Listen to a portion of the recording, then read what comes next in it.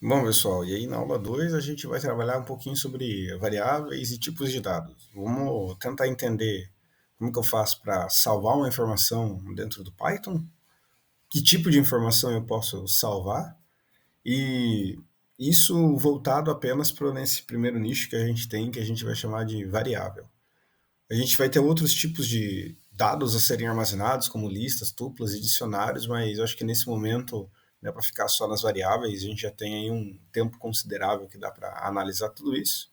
E depois que a gente conseguir aprender todas essas maneiras de armazenar, né, essas variáveis, as tuplas, os dicionários e as listas, né, esses quatro tipos, a gente consegue tentar fazer uma operação matemática, fazer algum outro processo. Né? Eu sempre vou fazer aqui essas aulas, apesar de serem quatro tópicos para a gente, eu vou voltar elas em mais ou menos umas 8 aulas, né? Variáveis, depois operação matemática com variáveis, listas, a gente faz umas manipulações de listas, depois e assim sucessivamente.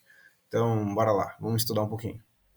Bom, pessoal, e agora sem a minha bela presença aí para vocês, a gente vai tentar elaborar a criação aí do nosso tipo de dados, das nossas variáveis, e a gente vai tentar entender minimamente aí o que é cada uma delas no Colab e como tentar elaborar muito mais isso. Então, primeiramente, eu vou colocar aqui o que é uma variável para gente. E a variável, ela é um termo muito importante do mundo da programação, porque ela é basicamente uma analogia aqui para gente, uma caixinha onde você guarda alguma coisa. Tá? É isso que é uma variável. Então, eu costumo colocar, né, didaticamente o termo var ali para gente, para ficar claro. E eu vou explicar para a gente três tipos de variável, quatro tipos hoje. Então, a variável para texto, por exemplo, um var texto, e eu simplesmente vou colocar esse comando aqui que a gente costuma chamar de igual, mas eu vou associar para vocês como o termo recebe, de receber. Ele recebe alguma coisa. Então, o var texto, o var texto, ele recebe alguma coisa, algo que eu vou colocar aqui à frente. Então, ele recebe a informação texto exemplo, por exemplo. E eu posso exibir essa informação. Como que eu exibo? Então, eu também posso exibir uma informação. E para eu exibir ela, eu uso a função chamada de print. E a função print, ela é utilizada sempre esperando de você um parâmetro. E esse parâmetro, ou esses parâmetros que podem aparecer dependendo da função que você vai estar utilizando, eles vão aparecer sempre dentro desses parênteses aqui. Então, se eu tenho parênteses, ou ela pode esperar um parâmetro e você não colocar nada, ele possa aceitar isso também, ou ela vai esperar que eu coloque algo. Por exemplo, a minha informação var texto. E se eu colocar aqui, ó, var texto, é a mesma coisa que eu colocasse, entre aspas, o texto exemplo, que eu coloquei aqui. Analogamente, eu poderia falar que como essas duas coisas elas são iguais, como o var texto aqui, ó, ele recebeu o texto exemplo, então, se eu chamo o var texto aqui, é a mesma coisa que eu tivesse chamado o texto exemplo, tá? Uma analogia bem simples para gente aí dentro para aprender a construir. Consequentemente, o Colab ele demora, né? A primeira vez que você quer executar, mas aí ele trouxe. Então, isso aqui é para exibir um texto. Lembrando que o texto é armazenado sempre entre aspas, tá? Agora, eu poderia armazenar uma variável para números. E eu tenho dois tipos de números. Eu tenho os números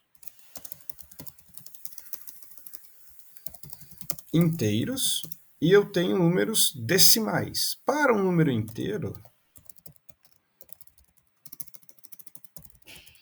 eu coloco apenas o número e eu poderia ali dar um print var número inteiro, né? Só para a gente marcar que é a nossa variável de número inteiro.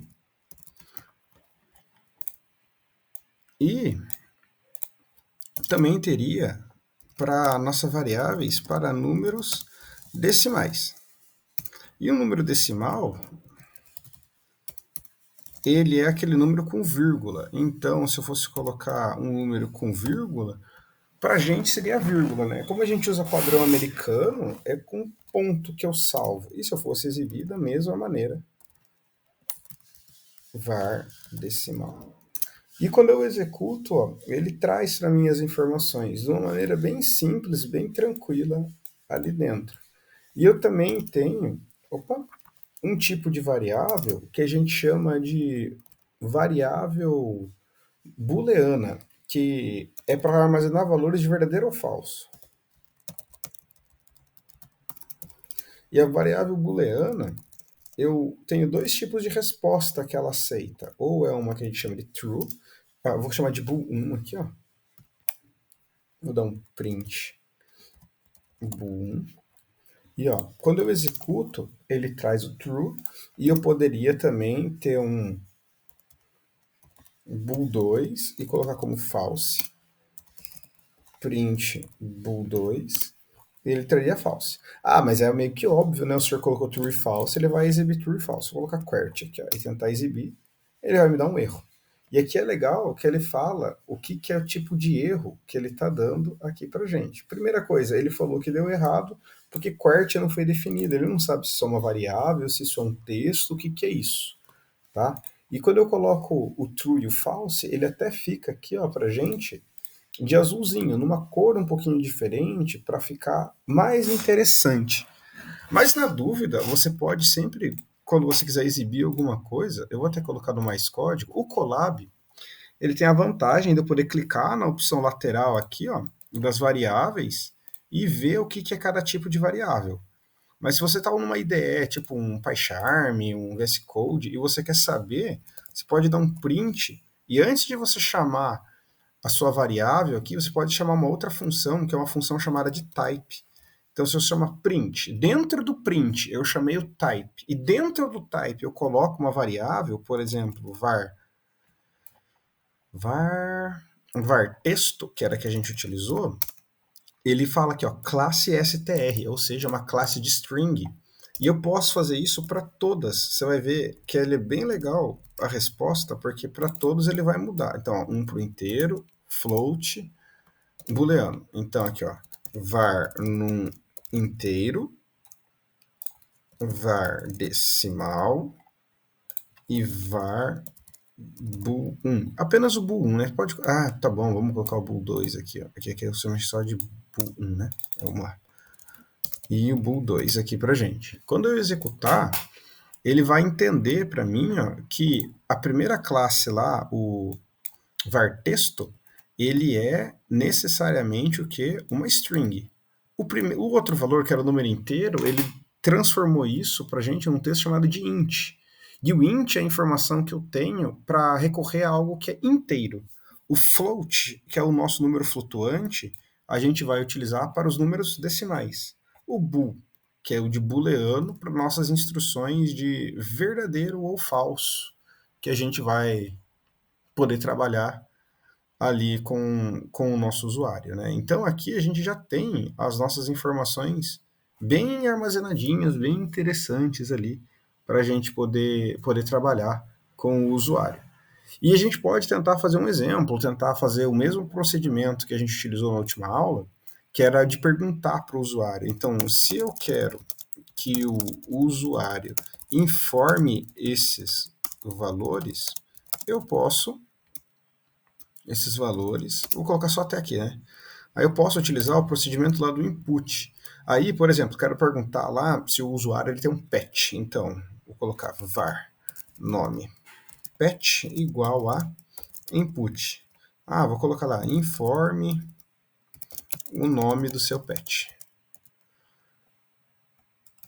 Aí, ó, quando eu der um playzinho aqui, ó, ele já traz, né? Informe o nome do seu pet. Eu digitar alguma coisa ali, ele vai ter que dar certo. Na linha de baixo, eu vou colocar var idade underline pet. Aí eu vou colocar aqui que é legal, né? Porque, de novo, como eu falei na última aula, se eu quiser armazenar isso como um texto, o input é que resolve pra gente. Mas idade, geralmente a gente associa isso a quê? A gente associa isso a um número. Então eu vou colocar int input. Aí eu vou colocar qual a idade do seu pet. Aí, agora, por mais que eu digite qualquer coisa, ó, se eu digitar um número, ele aceita, mas se eu digitar um texto aqui, ó, no qual a idade do seu pet, eu vou colocar, por exemplo, 7 anos. Ele vai dar erro. Ele vai falar, ó, o valor do erro aqui, ó. Eu não consigo entender isso porque eu quero um int, então eu quero alguma coisa na base 10 e você digitou 7 anos. Então ele já vai te dar um erro aí de sintaxe, né? Aí eu vou colocar aqui var, vou colocar peso, peso. Aí vou colocar, o peso pode ser tipo, eu tenho 7,5 kg. Então, como é um número decimal, é float aqui pra gente. É float input. Aí eu coloco, qual o peso do seu pet? Aí, beleza. E eu vou colocar uma última aqui, só para a gente fazer um verdadeiro ou falso ali com ele, ó.